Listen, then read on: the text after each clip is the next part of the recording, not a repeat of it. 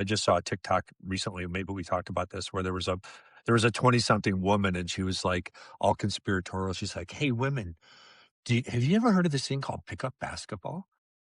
Do you know that guys get together and they just meet in a random gym with random other men and they just play and they follow the rules and they make teams and they just do this on their own?" And she was just flabbergasted.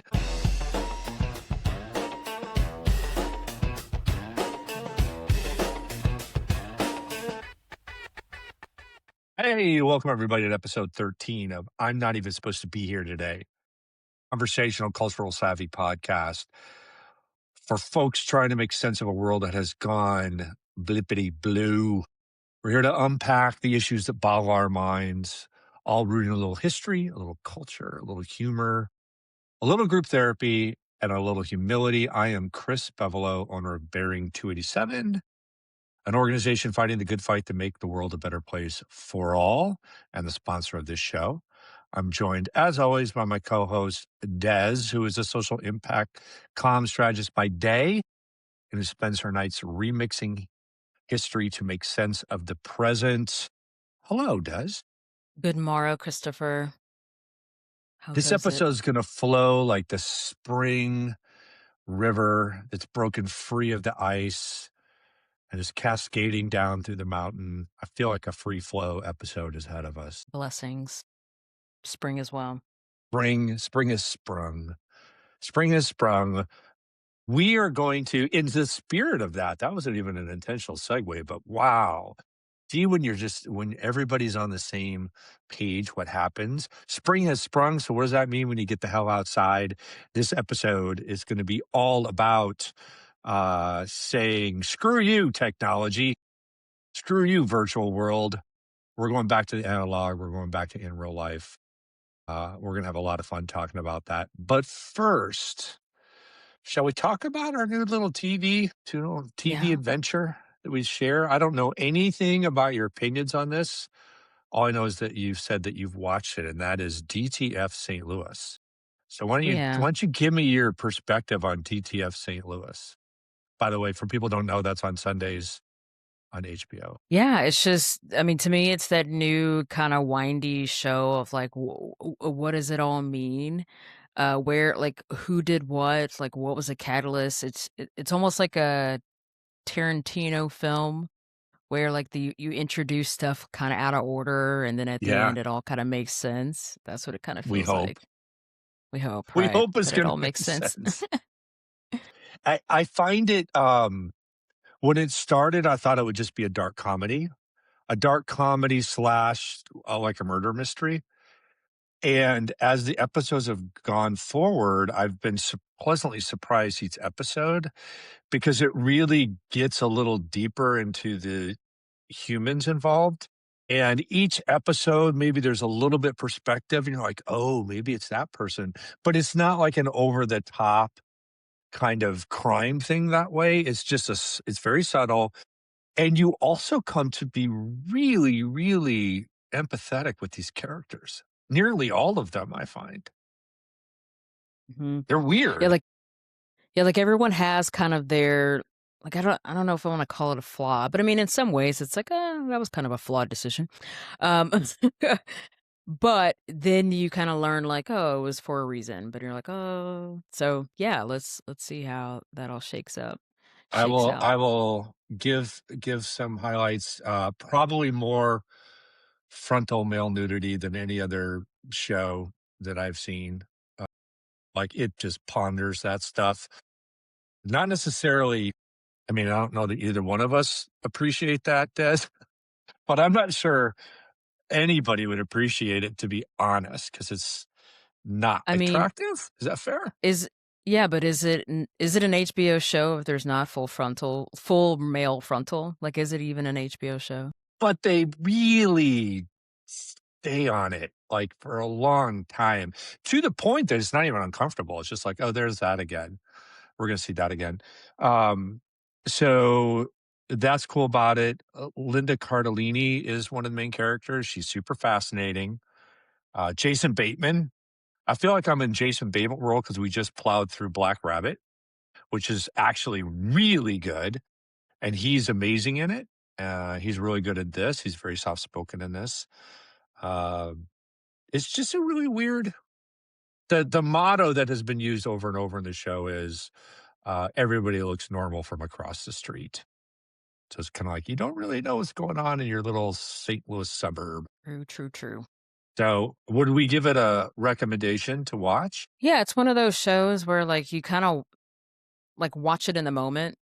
Like, I don't know if people are really talking about it. Like, I don't think I've seen anything. Yeah, it's an interesting watch. I originally thought it was gonna be one of those, like, ooh, can't miss TV where you talk about it over the almost said wine cooler, over the water cooler at work, but, who's doing that anymore? So yeah, I'd recommend it just for a twist or turn. I might change my Yeah. opinion at the end, but who knows? Yeah, it's a good watch, but it's not for everybody. I'm sure there'll be some people who are like, "What the F is this?" Like, "This is not for me," so but it's good. We like it. Okay, so there's your recommendation.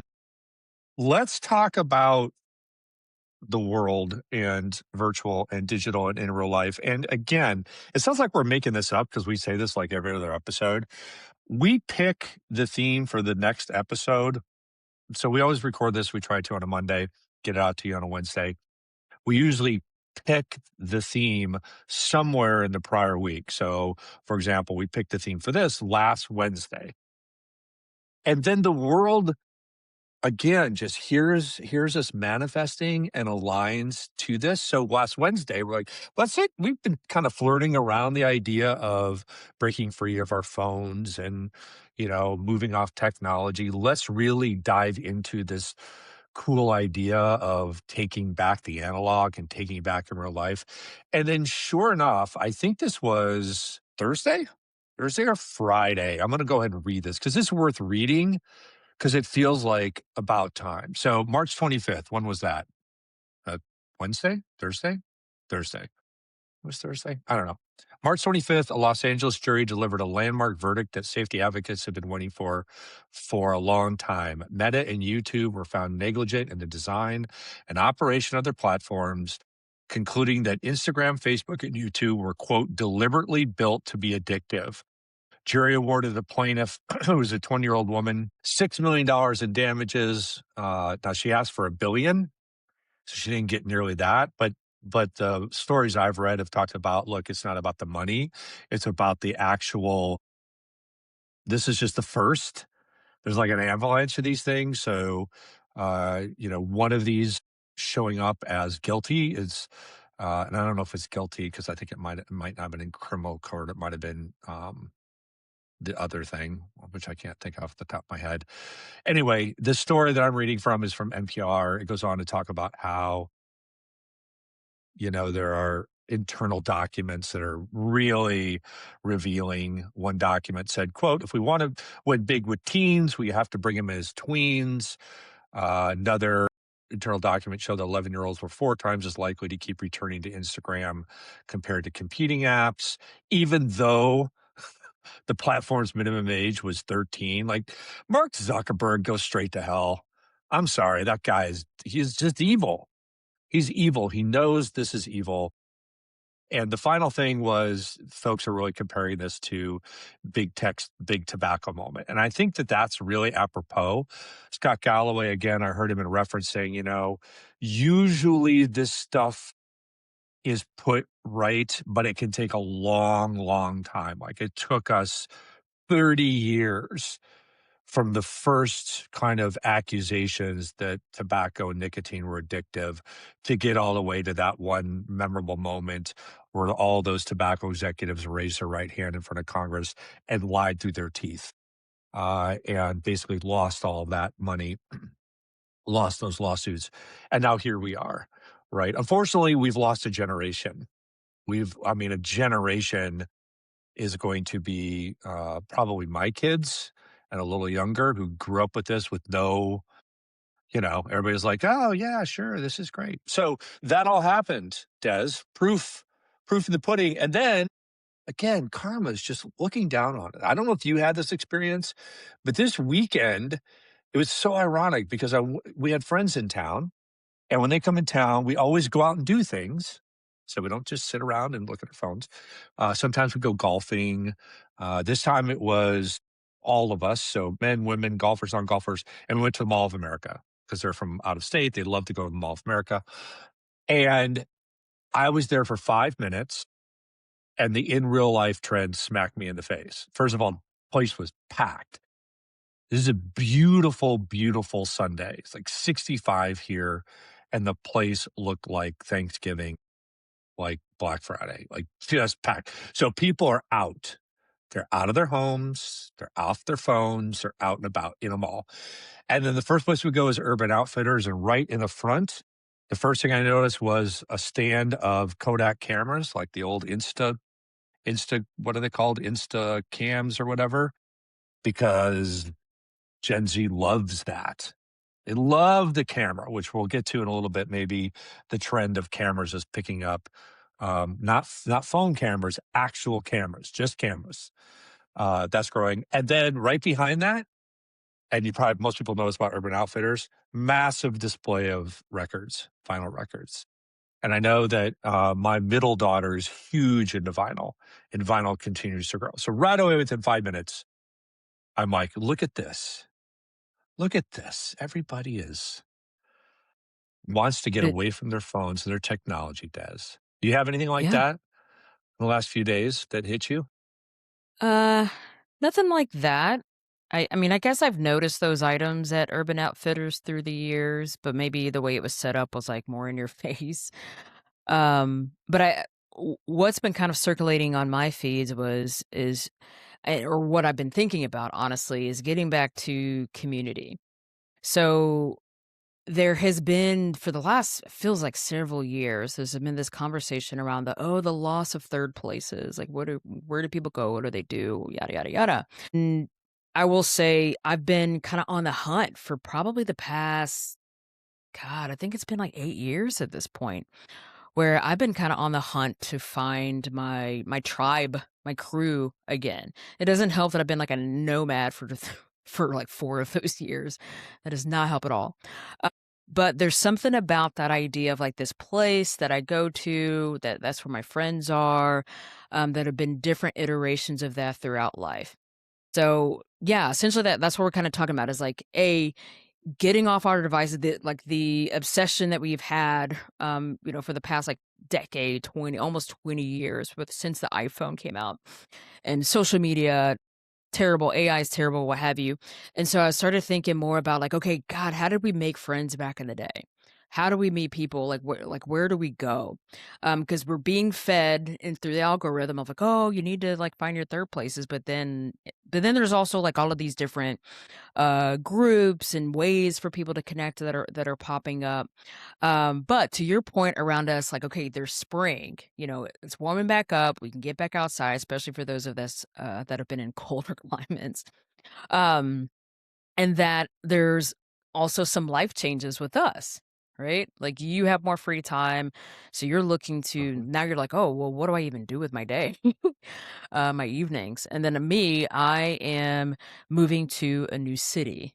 And mostly for that reason of like the opportunity for community. So there's like all of these different things that I've been kind of popping by. But I'm gonna back up. Think back to the last time that you just hung out with your friends, just how easily you found community. Like what was some of your earlier iterations? Like for me, it was I'll say in college, it was going to the coffee shop. Like that essentially was the third place. You're gonna run into everybody from campus, so like someone's gonna roll through or in the community or what have you, but that was the spot. Then as I got a little older and moved to Vegas, there was a restaurant that was downtown. It was like a restaurant kind of bar, but essentially like the bar kind of replaces that coffee shop. But now I find myself like, God, where do I even go? So would love to hear examples from you of like where have been those places where you just would go. Maybe this was like pre like marriage life back in the day, maybe it was Mhm. college or even high school, but where did you go? Yeah, I mean, it's so funny to think back to that because you'd never thought of it this way. You never Mhm. thought like, "I'm gonna go find community," or "I'm gonna go," and you just did it. It was just the way it was because it was pre-internet. right? So college and the beginning of my career was pre-internet, right? Like I was around in the dark ages, right? The first thing that pops to mind it were sports leagues and sports clubs.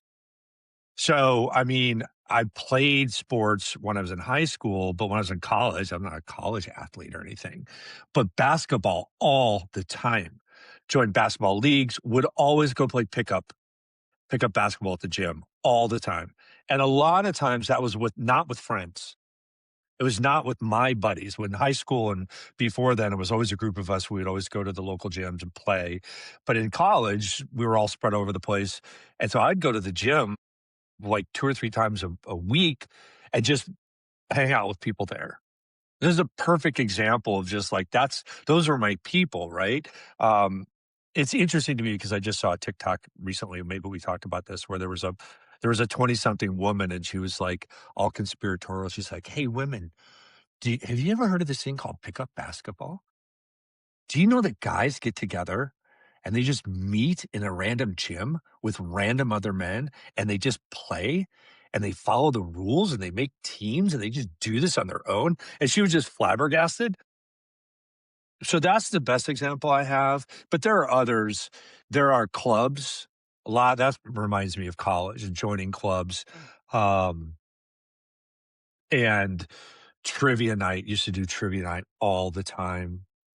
And then even up until COVID, to bring it a little more recently, we had a board game night.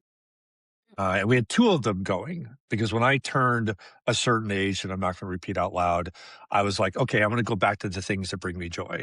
And one of them was playing games with people.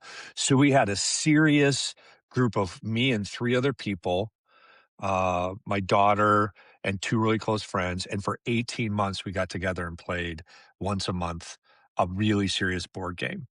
And then we had another one that was couples, and that was all kinds of party games, right? And then that, of course, COVID put a stake in that. But those are all things that from college all the way up until more recently was where I would find that in the bars, of The course. There was bars, always there of was always course.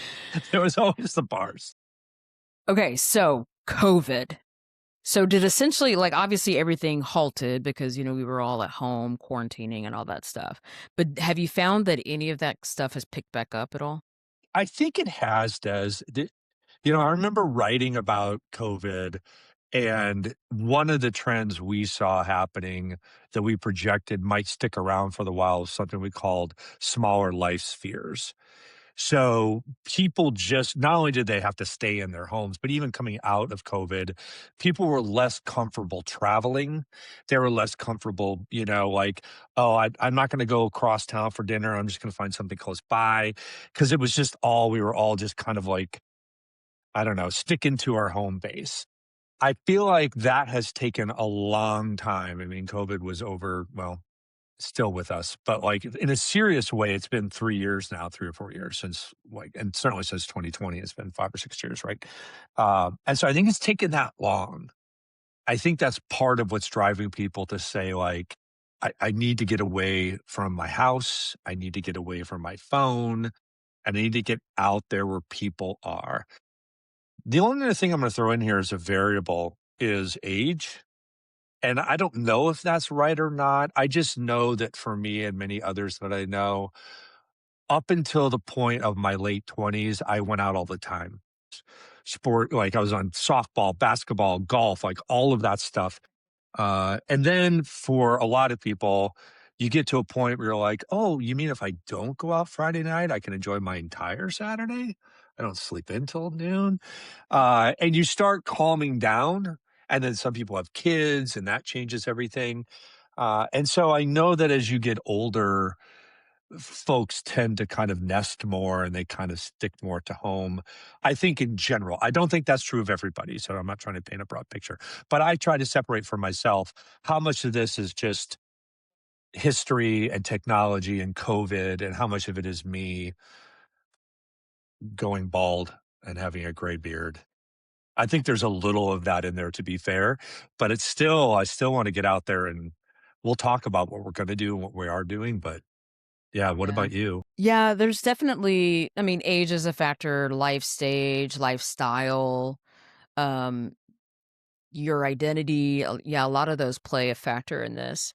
Um, and for me, I've definitely slowed down. But like I'm always looking for the party.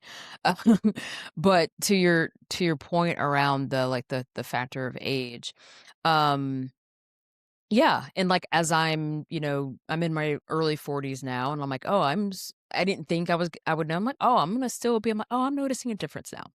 So, no, I'm not trying to get out as much as I used to. But also it takes a little bit more effort than, like, when you have a community. So, kinda rolling back to the COVID time where essentially, we all changed a little bit. Like, we hear about, like, "Oh, I got a little bit weird," or "We went insular," and I find myself I went way insular. So, pre-COVID, I had some pretty steady things that I did. Outside of work, I would, after work, I'd go to the gym. And then usually on a Wednesday, I met up with one particular friend. We always did like just a catch up after work, like, okay, how's everything going? What's the update on this or status of that? Thursday, there was a huge group of friends that would always just meet up in a restaurant. And in fact, it started out as two separate groups. This was in a smaller town. This is like a college town. And so I had like my crew of folks. We would always meet up at this restaurant and kind of hang out. It was just kind of like this known thing, like just show up after 5. And then we noticed this other group of folks that we didn't really know. Maybe there were some faces we recognized, but we didn't know them. And we noticed that they were also showing up at the same place on Thursday nights.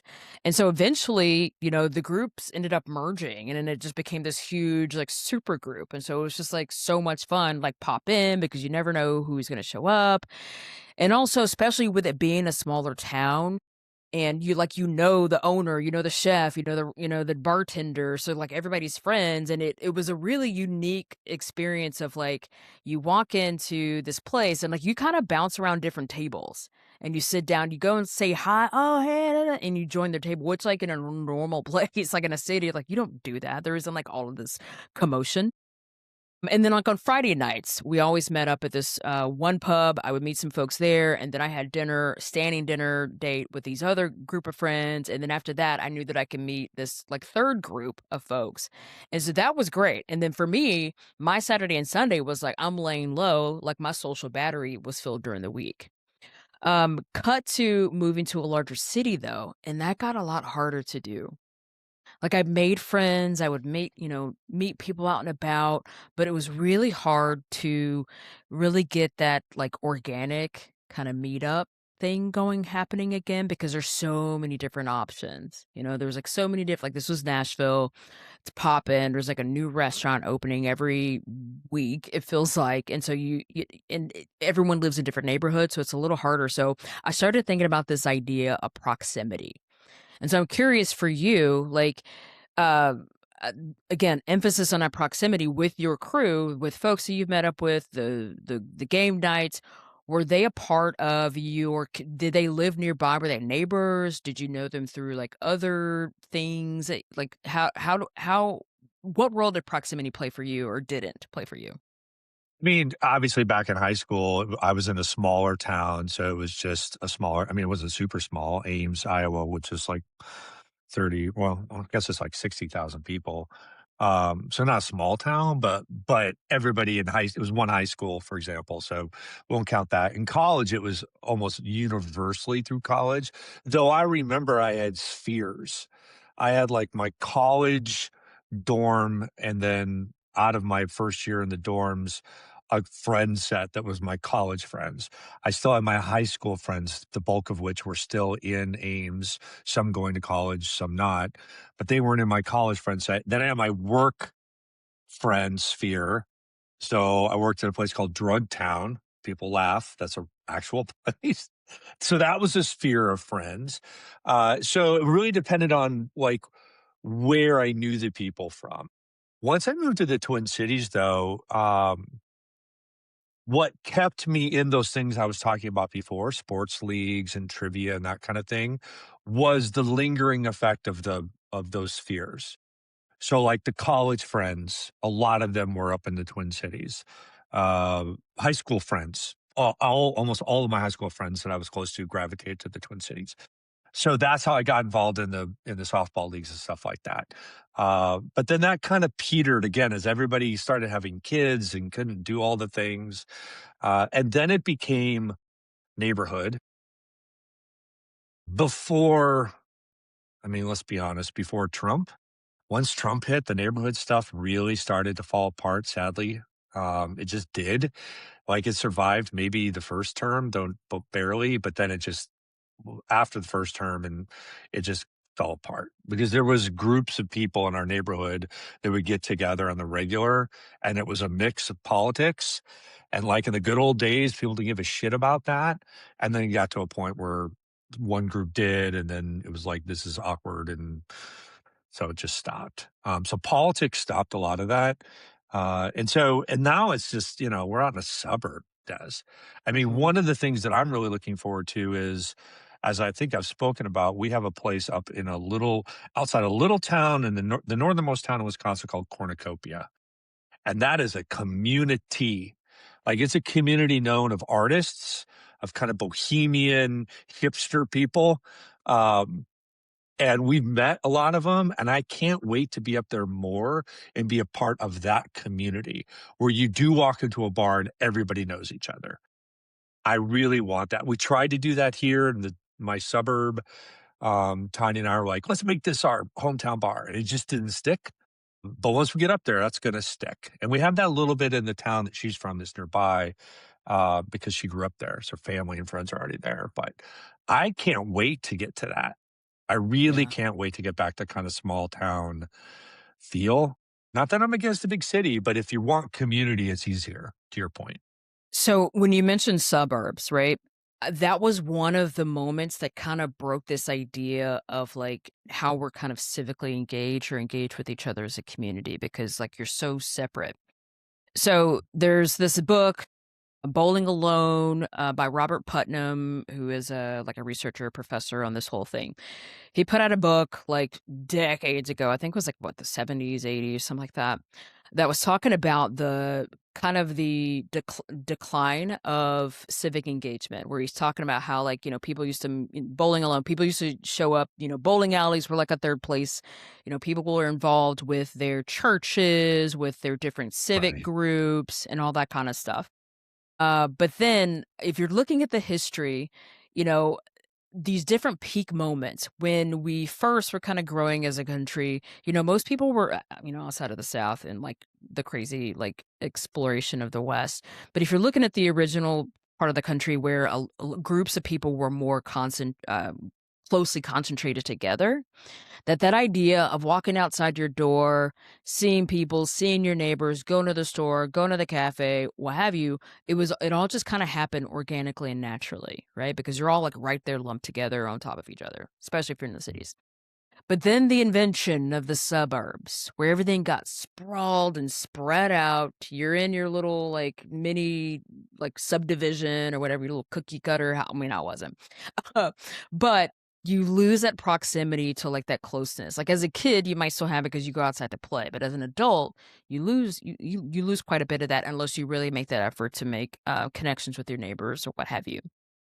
And so I'm seeing this like this cycle of all of this where then as gentrification was becoming more of a thing and like cities were being revitalized, young folks, artists, queer folks were moving back to the central cores of cities and finding community, making it more vibrant, robust. And then, of course, like capitalists, finance bros, people with money, they come in and they ruin it with their Whole Foods and all that kind of stuff. But there was something that I had predicted. I'm trying to think if this was pre-Trump, but it was pretty close before that, where I was like, people are now being priced out from gentrification.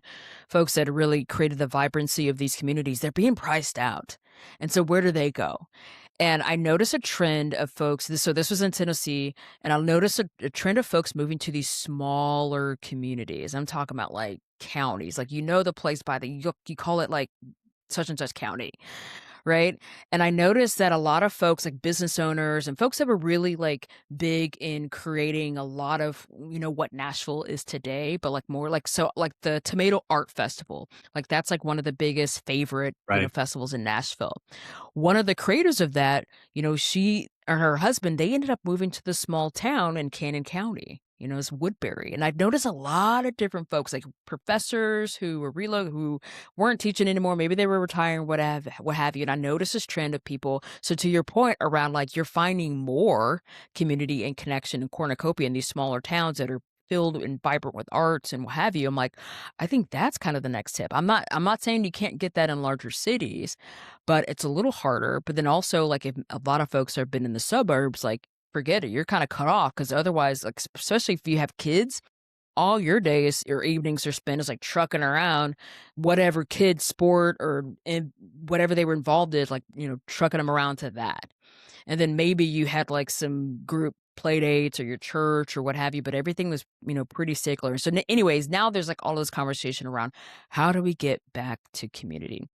And I've seen so many different. I'm curious from your algorithm, are you seeing any examples of where there's different businesses or like entrepreneurial like opportunities that people are coming up with that are about bringing people together again? I don't see that much in my algorithm, but I'm not seeking it out. Now that we're talking about it, my phone sitting there, Your guess. guaranteed, because I was literally researching this subject and I sent you this, Des, but I happened to have a spare moment. I flipped on TikTok and there was a TikTok about um, Chick-fil-A. And Chick-fil-A apparently has this thing where if you go into their stores, they have a coop. If you ask for a coop, they'll take all your phones and put them in a coop. And so they're cooped up and then chicken coop, cooped up, get it? And then you sit Yeah. and you eat with your peoples without your phones. And so they're trying to encourage this, right? So that's the only example I have that comes to mind. Um, I don't know if I mean, everybody knows the suburbs have always been kind of branded as soulless, and I think there's a lot of fairness in that. I've been fortunate or smart in that 2 of the 3 houses I've owned, well, that's not true. I guess the first house I owned was a townhome. But the 3 houses I've owned, real houses, 2 of them have been cul-de-sacs, and that's a different beast because a cul-de-sac is like a little enclosed thing, or if you live in a circle. But you can go back and look at people, like there's no front porches anymore in suburbs, and now they're starting to come back. Like, that's probably a decade or 2 where people are starting to build those. It's just that thing where everybody's you're not out and about, right? But I will say even in our suburb, we have people that have dinner clubs, poker clubs. We have events in our cul-de-sac that are annual events, Christmas party, last day of school, breakfast. There's stuff like that we do, but it is few and far between. It's not the regular, like, Friday night get together. We had that when at my first house that was a cul-de-sac. We did stuff with neighbors all the time. But you could really tell the difference with the middle house that I had in between the 2 cul-de-sacs. We knew our next door neighbor, we knew the neighbor across the street. And I don't even know who the diagonal neighbor was. I don't know who the neighbor over here across that street was, and I barely knew the diagonal neighbor over there. So it is much harder, I think, in that environment. Uh, but I can't say that my algorithms show it. I do think it's funny. I was gonna quote this. Speaking of algorithms, because in some of the research we did, you see all the ways that people are trying to get back to analog. Um, and where is this quote? I think it's hilarious because, uh, gosh, where is it? Now I've lost it, of course. Hold on, bear with me. It's really good because the irony just made me um laugh out loud. But now, of course, I can't find it. It was about how gosh, like Well, searches, hashtags. It was about hashtags for analogs, and how they're just skyrocketing. And I'm like, it's funny that the way that people get to this content is through their phones. Oh, here it So, is. On TikTok and Instagram, hashtags like hashtag analog life, hashtag analog hobbies have generated millions of views as young people document their transition from screen dominated lives to tactile present moment pursuits. So there's something in that that's nefarious.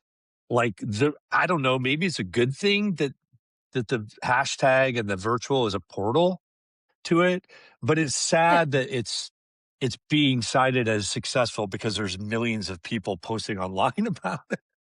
This is something that's like, wait a second, cognitive yeah. dissonance should be Yeah, posting that online if it's analog.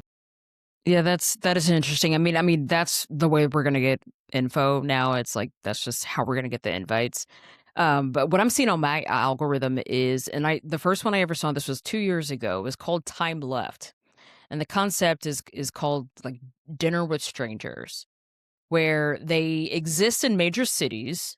I think they've really grown over the past 2 years, or probably in every major market in the U.S. But the concept is you join this app, this group, you sign up, you just kind of give them a few vitals about like maybe your neighborhood or what you do for work or your interests, and then they use their algorithm to pair you with a group of total of 8 to meet for dinner. So 8 strangers. So you meet up. It's every Tuesday, and you get your Same group text maybe a no, is they're all oh, different. okay. Okay. Yeah, so each Tuesday you don't have to do it every single Tuesday, it's more like when you're available, but the idea is that you meet up, there's a restaurant chosen, you sit down with 8 total like 7 other total strangers, and you just like, you meet people, so it's a way to meet friends and kind of more naturally push us together in a world where we don't have that automatically anymore.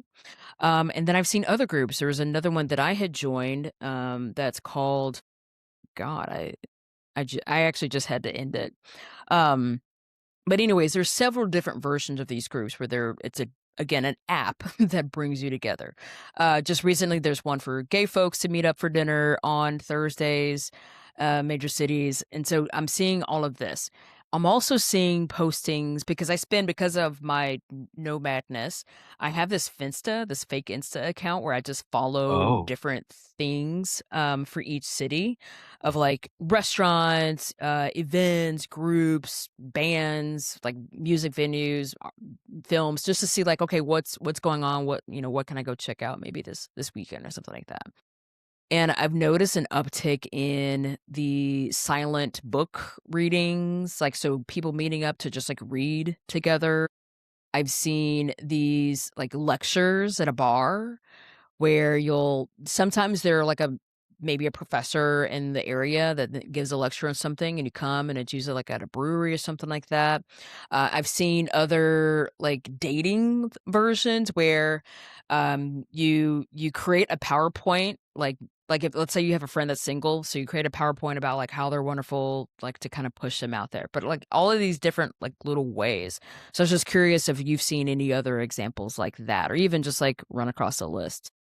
Yeah, I mean, well, my wife, Tanya, does a book club. She's done a book club for years, an actual book club, right? So they get together. And I think they stuck through the virtual versions of that. I'm sure they didn't meet during COVID, but I mean, that's a perfect example.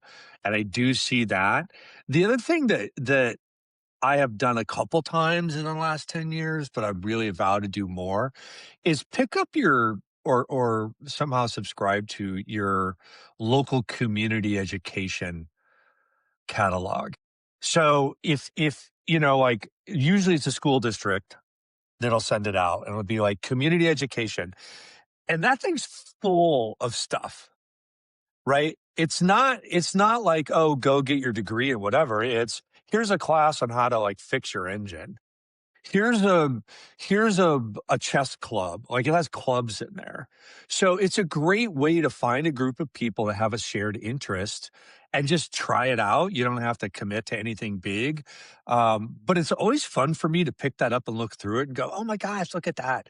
So, the thing that I have to find, and I vow to find it, is I love strategic board games. I told you, like, we had this thing, and then it kinda disbanded. I those that happens all the time. Happens all the time in Minneapolis, game nights, board game nights. So people just show up and they play these games. They might play Magic: The Gathering. They might play whatever. I don't know that there's any of that near me because I'm out in the suburbs. But that's a perfect example. You'll find those in your community education thing, or just go online and find them. That's the kind of thing that I'm looking for. The thing that's interesting to me is I'm so scared, Des. I'm scared of the dinner with strangers. You got to admit your own flaws, right? Mhm. All the other things we're talking about, there's a point to the gathering.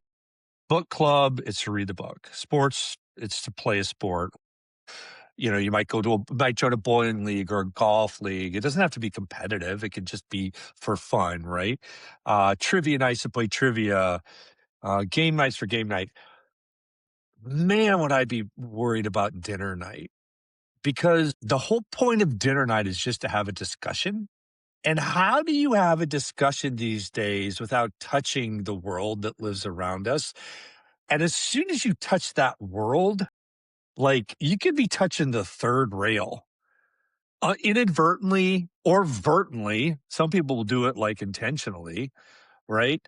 And if you're the way things are today, if you're paired up with somebody who's just like vehement and it comes Mhm. out, how do you get past that? Like, I don't know if that's a self-select you could do in the dinner of strangers, like strangers, but only half the world. I only want this half. Otherwise it could blow up. I mean, it's sad to admit. I'd like to think I could get by it, but it's also not going to be enjoyable for you. Even if you're just like, oh, I'm just going to roll with it. Let this person go to town on politics and I'm not going to go there. But then you have to sit there and listen to that. So that scares me about that one. I'll have to look up Well dinner with strangers. well, it's called Timeleft. It's not the Okay. it's not the best one. They just have some infrastructure stuff to figure out. But I mean, the point is that like not talking politics. I know. So I know. so like, why does it automatically have to go to that? Like, I've started. I'm like, It, I'm gonna walk away. I'm not talking about any of this. So the it group doesn't that have to. Doesn't have to, but even if you vow to not even talk about anything that's like 1 degree away from politics. So all you have to say in my world would be Minneapolis. And that's 1 degree away from a lot of stuff. Even if you can figure out how to do that, there's no guarantee other people couldn't. And so that's where I would worry. But anyways, so I don't mean to this distract us with the this negative, but it just popped in this my head. other this other group is called Base. This is one that I actually ended up joining. The other one I just kind of did as a trial randomly, and I didn't care for it because it was a little too like up in the air of like who's going to be at the dinner. And so I tried this other one. It's called Base. And what they do is kind of similar, but they actually do an interview with you to really assess, who you are. It's almost like an like an application. Like I guess some people get denied. I don't know. But what I loved about it is that the first dinner I ever went to, and like all of their dinners are set up this way, is that you get a set of cards and you have like 5 envelopes and they all have questions for discussion so that you are all talking about these like just kind of higher level things Mhm. um that really that I remember the first one I ever went to, we shut the restaurant down. I went in, I was so nervous because of like, who are these people I'm supposed to sit here and talk to? Like, do I even have the energy? And like what you'd mentioned earlier about like just frankly just being afraid of going. So there's that part about like, oh, what's the conversation is going to get into politics, yada yada yada. The other piece is that like I feel like we've gotten deeply weird, and even just like interacting with strangers, we're like, I don't know how to do this. Like I feel like a robot. I don't know what to say, or like I get shy or what have you. So tuck myself up in the car, then finally like, all right, let's go in. Like like I'm Jack Donaghy. Go in, sit down. It's a little awkward at first, but you have this round of like everybody kind of gives their intros, and then you ask the first question. But like I said, by the end of the night, we were like like this one girl was crying because we were really like sharing these intimate things, and I walked away and I'm like, wow, that was incredible. I didn't know these people at all, like, but we all got to such like a really deep bonding. And so again, like all of these like opportunities to like not talk about that thing. So then it got me thinking about, because of what you had mentioned about like, I almost don't even really want to just talk to people because it's gonna just end up in that. I've been seeing a lot more about like play. So essentially, we're at this idea of like adult friendships. How do we make them? A lot of people are asking questions about that. Even Simon Sinek, I think his next book is going to be about like making friends as an adult and what it takes. And this idea of like just getting together to do things for fun and be silly without Mhm. it having to be this like we're having dinner, we're having drinks, we're catching up, we're talking live, da, da, da, which can always like spiral. But like whatever happened to, and can we get back to the idea of like, hey man, like we're watching TV or we're gonna watch this show, like come over, or hey, I this is really nerdy, but like I just got this like Play-Doh set. Do you want to come and like make Play-Doh? And it's like, actually, yeah. Or like color, or just like these things that you just do together as a group. I'm seeing like movements around that of like just hang out with each other. It doesn't have to be this like set formal thing. How can we just create more of this kind of stuff organically where you are just being in each other's presence and like having that as community? Yeah, that's great. I mean, we have friends that do a little more formal, but they do a movie in the yard and they have a big inflatable screen and they invite everybody over and there's food and there's drinks. And then we watch some ridiculous, like this summer we'll have a theme. So like they'll do like Burt Reynolds movies and then each week is a different, or maybe it's like once a month. I can't remember, but there's usually like four or five over the summer. And they're not serious film, they're always fun film, weird films, and it's a blast, like, it's always fun. It's interesting that you bring up the cards thing.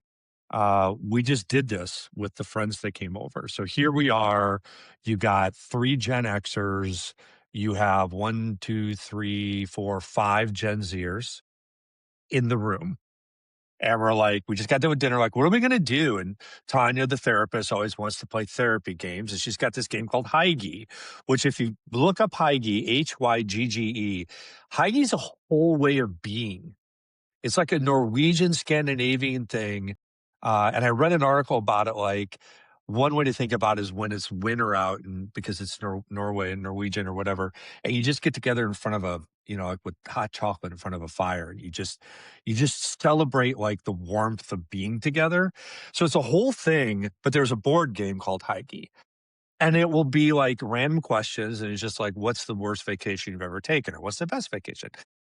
We didn't play Hygge, we played a version of that called the Delve deck, DEL, like you delve, and there's 4 sets of cards, and they start really easy, like, you're not delving very deep, so it might be like,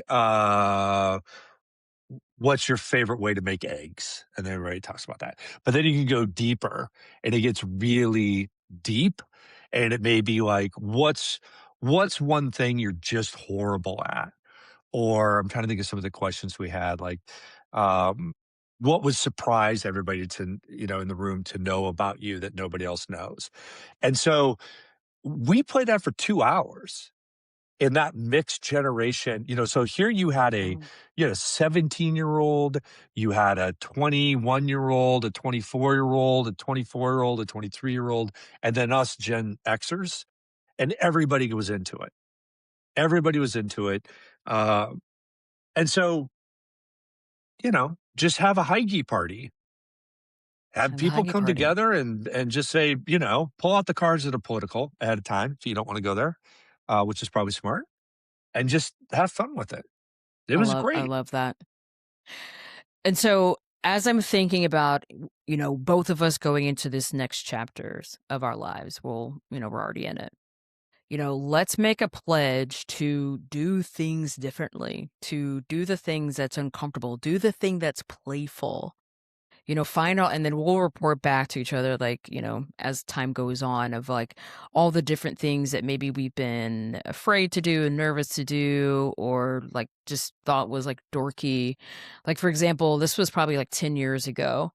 But I was like, I want to have a super soaker, like, fight battle royale in the park with a bunch of adults.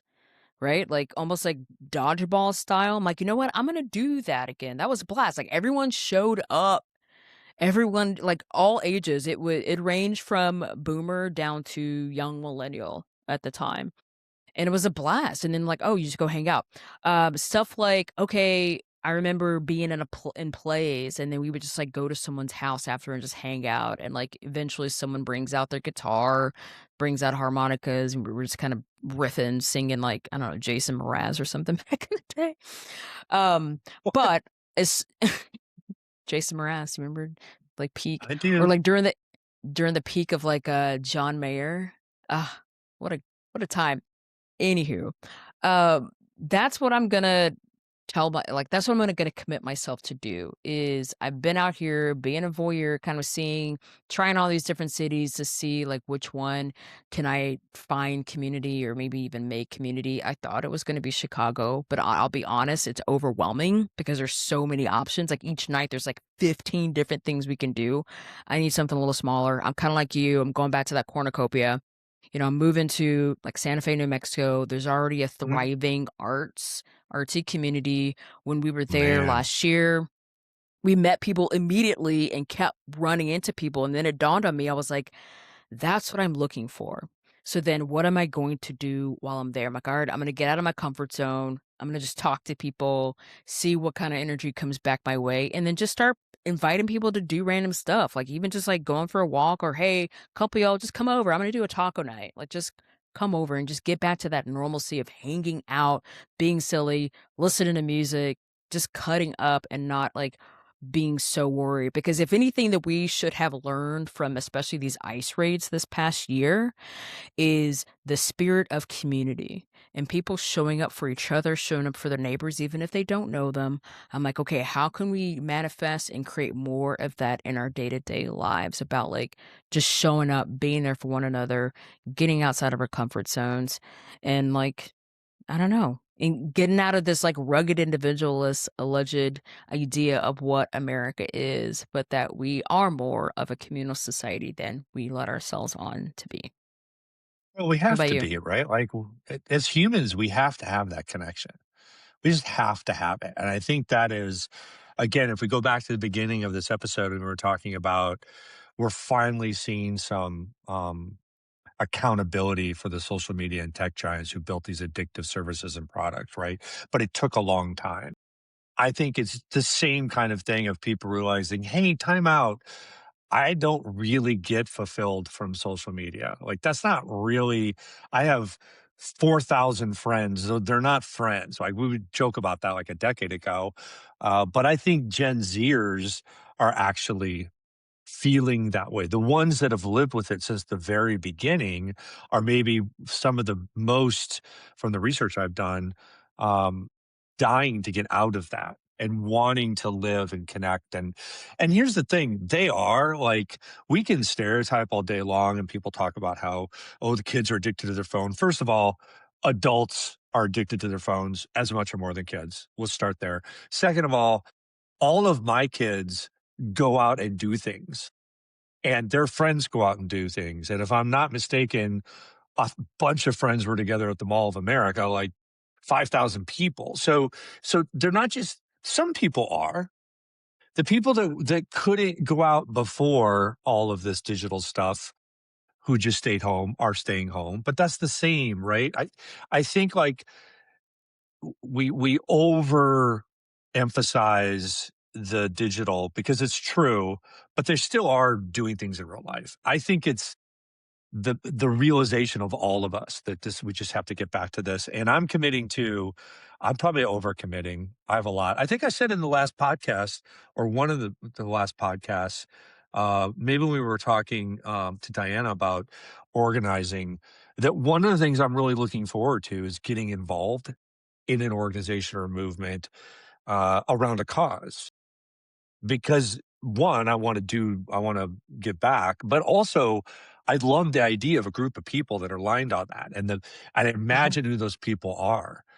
And yes, I'll meet them around a cause, but I imagine I'll become friends with some of them and we'll do things outside the cause. Yeah. We will have people over, to play Play-Doh or game night or dinner or whatever. Shout out to our friend Jeff. Jeff is inspiration to me because I don't remember how long ago, but he joined a lawn bowling league.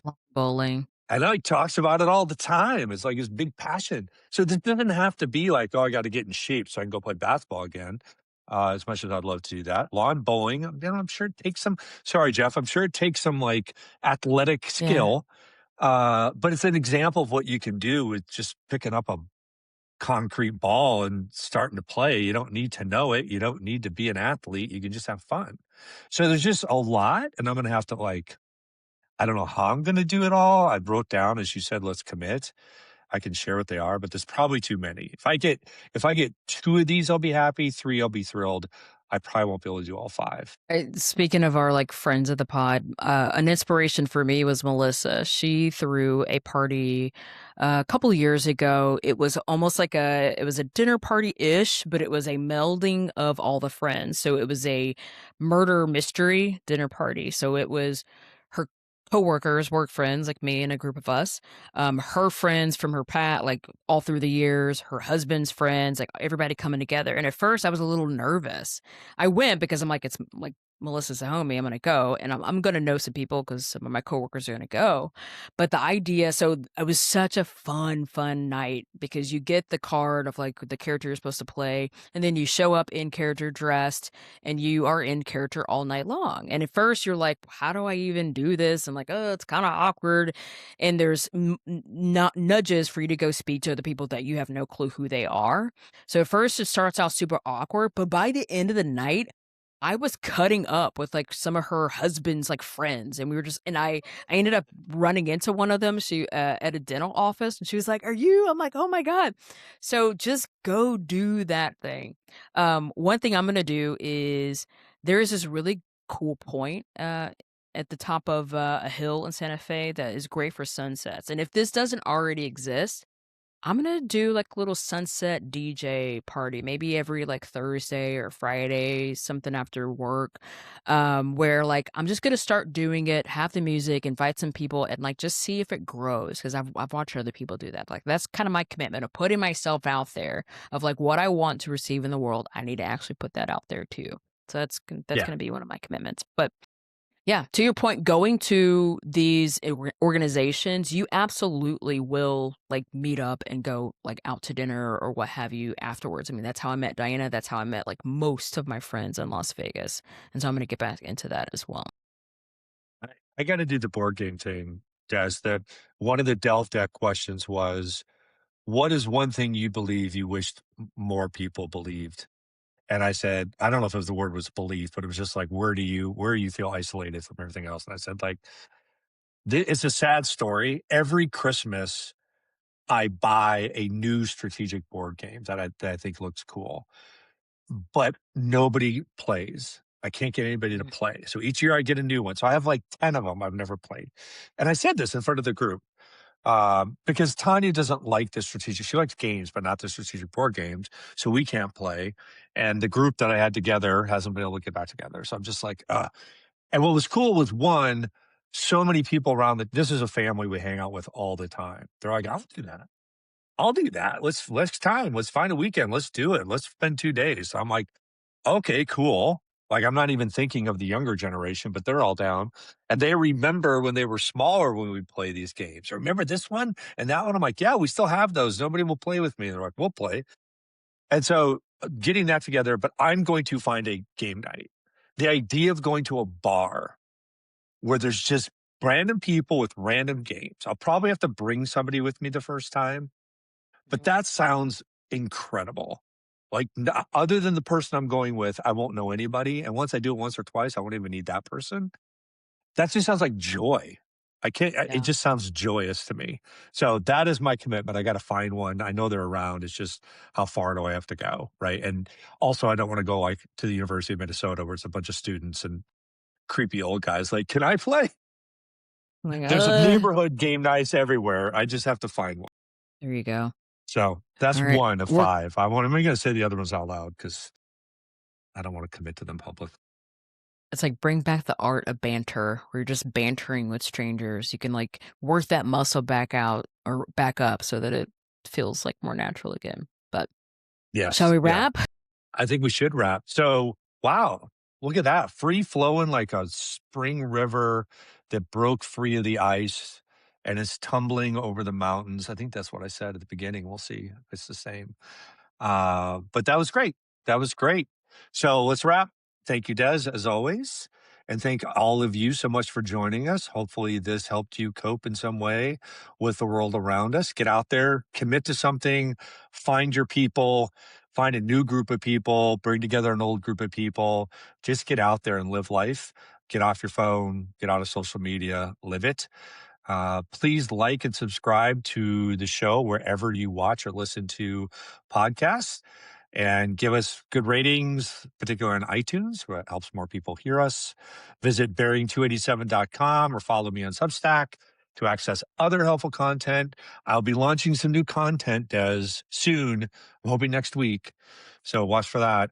And of course, we have the 1985 report, all the good stuff that's going to continue to go. I am Chris Buffalo. On behalf of I'm Not Even Supposed to Be Here Today and Bearing 287, thanks for joining us. We will see you next time. Bye.